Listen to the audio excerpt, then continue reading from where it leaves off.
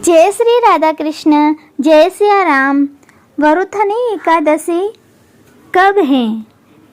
हिंदू पंचांग के अनुसार वैशाख माह के कृष्ण पक्ष की एकादशी तिथि 23 अप्रैल बुधवार की शाम 4:43 पर शुरू होंगी और इस तिथि का समापन अगले दिन 24 अप्रैल गुरुवार की दोपहर 2:32 पर हो जाएगा। उदय तिथि के अनुसार वरुथनी एकादशी का व्रत 24 अप्रैल के दिन रखा जाएगा। एकादशी व्रत में पारण का विशेष महत्व है।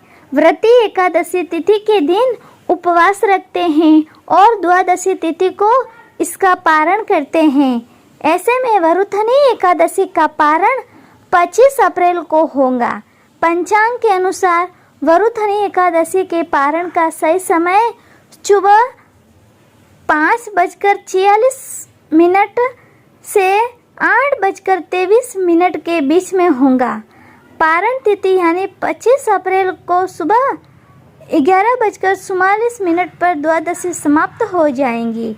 वरुथनी एकादशी के दिन सुबह स्नान, नित्य क्रम आदि के बाद साफ कपड़े पहने भगवान विष्णु का ध्यान करते हुए पीले आसन में विष्णु प्रतिमा को स्थापित करें। गंगा जल से प्रतिमा को स्नान कराएं और साफ वस्त्रों से पोंछें। इसके बाद चंदन, अक्षत, पीले फूल, तुलसी के पत्ते आदि चढ़ाएं। धूप दीप दिखाएं। विष्णु भगवान के मंत्रों का जप करते हुए इसके बाद वरुथनी एकादशी की कथा पढ़े। भगवान हरि विष्णु की आरती गाकर पूजन के दौरान हुई गलतियों की क्षमा मांगे। एकादशी व्रत के दिन हो सके तो ओम नमो भगवते वासुदेवाय मंत्र का जाप करें और इस दिन दान आदि करने का भी विशेष महत्व है। आज हम वरुथनी एकादशी की कथा सुनेंगे। धर्मराज युधिष्ठिर बोले, हे भगवान, मैं आपको नमस्कार करता हूँ। आपने चैत्र माह के शुक्ल पक्ष की एकादशी अर्थात कामदा एकादशी के बारे में विस्तार पूर्वक बतलाया है। अब आप कृपा करके वैशाख माह के कृष्ण पक्ष की एकादशी का क्या नाम है तथा उसकी विधि एवं महत्व क्या है?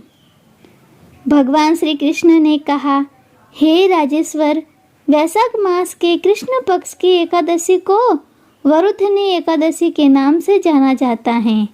ये सौभाग्य देने वाली, सब पापों को नष्ट करने वाली तथा अंत में मोक्ष को देने वाली है। इसकी महत्मय कथा आपसे कहता हूँ। प्राचीन काल में नर्मदा नदी के तट पर मानधाता नामक राजा राज्य करता था। वह अत्यंत दानशील तथा तपस्वी थे। एक दिन जब वह जंगल में तपस्या कर रहे थे, तभी न जाने कहां से एक जंगली भालू आया और राजा का पैर चबाने लगा। राजा पूर्ववत अपनी तपस्या में लीन रहे। कुछ देर बाद पैर चबाते चबाते भालू राजा को घसीटकर पास के जंगल में ले गया। राजा बहुत घबराया, मगर तापस धर्म अनुकूल उसने क्रोध और हिंसा न करके भगवान विष्णु से प्रार्थना की। करुण भाव से भगवान विष्णु को पुकारा। उसकी पुकार सुनकर भगवान श्री हरि विष्णु प्रकट हुए और उन्होंने चक्र से भालू को मार डाला। राजा का पैर भालू पहले ही खा चुका था। इससे राजा बहुत ही शोकाकुल हुए। उन्होंने दुखी देखकर भगवान विष्णु बोले, हे वत्स, शोक मत करो, तुम मथुरा जाओ और वरुथनी एकादशी का व्रत रखकर मेरी वराह अवतार की पूजा करो। उसके प्रभाव से तुम सुदृष्ट अंगों वाले हो जाओगे। इस भालू ने तुम्हें जो काटा है, ये तुम्हारे पूर्व जन्म का अपराध था। भगवान की आज्ञा मानकर राजा मानधाता ने मथुरा जाकर श्रद्धापूर्वक वरुथनी एकादशी का व्रत किया। इसके प्रभाव से राजा शीघ्र ही पुनः सुंदर और संपूर्ण अंकों वाला हो गया। इसी एकादशी के प्रभाव से राजा मानधाता स्वर्ग में गए। जो भी व्यक्ति भय से पीड़ित हैं उसे वरुथनी एकादशी का व्रत रखकर भगवान श्री विष्णु का स्मरण करना चाहिए। इस व्रत को करने से समस्त पापों का नाश होकर मोक्ष मिलता है। हरे कृष्णा। तो हमारे वरुथनी की एकादशी की कथा समाप्त हो गई। जय सिया राम। बोलो भगवान लक्ष्मी नारायण की जय।